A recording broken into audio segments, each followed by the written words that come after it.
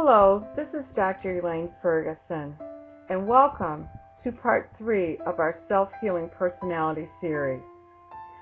We possess the innate capacity to sustain physical health. Our ability to heal is strongly influenced by our emotional outlook. Ancient and contemporary spiritual teachers believe that accepting change requires surrendering to change.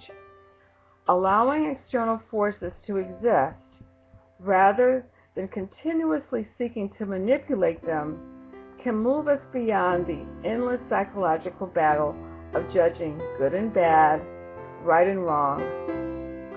Surrendering diminishes our need to control and increases our flexibility. This helps us adapt to the unavoidable and painful aspects of life and frees us up to make choices that bring peace of mind and harmonious contentment. In turn, this strengthens the body and increases our resistance to disease. Attitudes and emotions are the very keys to health or the doorway to disease. Some researchers believe that emotional responses actually organize the mind and personality, and that finely tuned emotions may be the basis of all we know. They hold that all thoughts and memories are coded by subtle feeling tones. Thoughts are not purely intellectual, but are embedded in emotional tones. Feeling tones serve to integrate the formation of thoughts and have a huge impact on our perceptions of our experiences and of ourselves, and also on how we positively remember our experiences.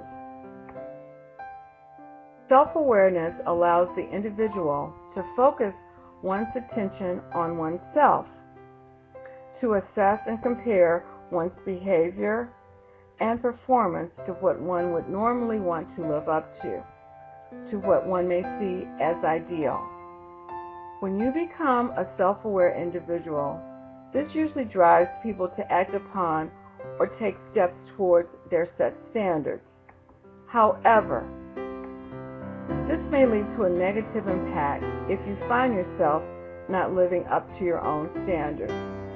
This is where resilience comes into the picture. Resilience is one's ability to adapt well when faced with circumstances such as misfortune, distress, and illness. Individuals with a resilient personality usually face their misfortunes as challenges, an opportunity to actually grow and learn. Resilience is not necessarily an innate trait. It's something you learn and develop. It is a very dynamic process. Building resilience may differ from one person to another. This is due to the fact that not all people take in misfortunes or handle stressors in the same manner.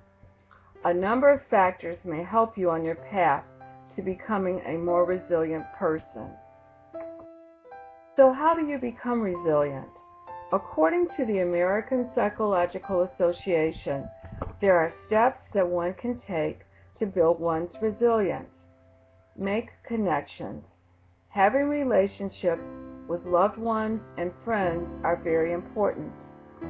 Sharing in social support groups and assisting others in their time of need can also be helpful.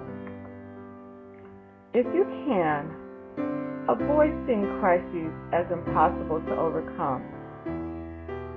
Keep things in perspective. Anyone can face a stressful event.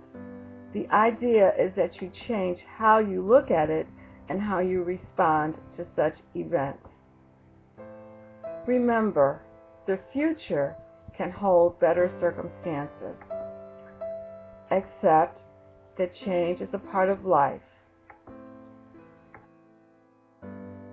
Move towards your goal and set realistic ones, including those that can be easily achieved. Take decisive action when you're faced with any problem. Look for opportunities for self-discovery. People come to realize that they have learned something and grown after living through a problem or misfortune. Nurture a positive view of yourself. Trust yourself and your abilities to overcome any problem you're facing. Maintain a hopeful outlook. Be optimistic. Take good care of yourself, of your needs, as well as your feelings.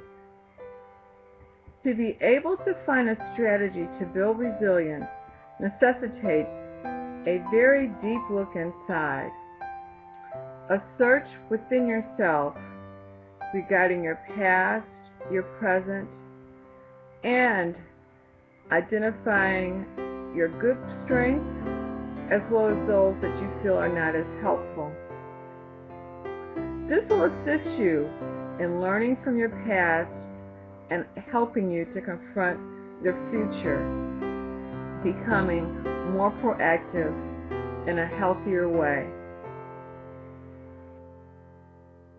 Taking positive steps toward healing, learning to become resilient, and having a more positive response helps to perpetuate well-being and balance. Neuroscientist Dr. Candace Pert and author of Molecules of Emotion, Why You Feel the Way You Feel, has extensively investigated the role emotions have upon the body. In particular, the brain's opiate or natural narcotic receptors and their vital connection to human well-being.